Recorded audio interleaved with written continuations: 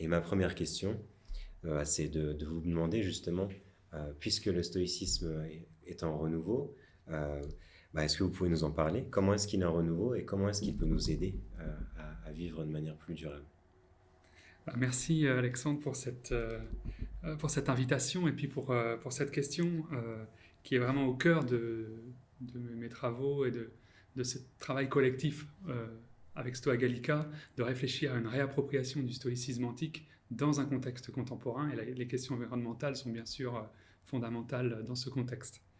Euh, alors, il y a un intérêt, effectivement, pour le stoïcisme contemporain, pour le stoïcisme aujourd'hui, depuis quelques années, et notamment pour un intérêt pour la philosophie antique comme manière de vivre, à la suite de Pierre Hadot, notamment, qui est historien de la philosophie, décédé en 2010, mais qui a beaucoup publié à la fin du XXe siècle et puis au début du XXIe siècle. Qui était professeur au Collège de France, pareil. Exactement. Oui. Et qui a été introduit au Collège de France par Michel Foucault, dont on reparlera ensuite.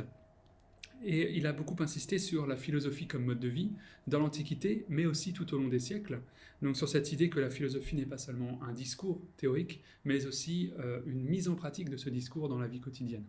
Donc la dimension pratique de la philosophie conçue comme manière de vivre.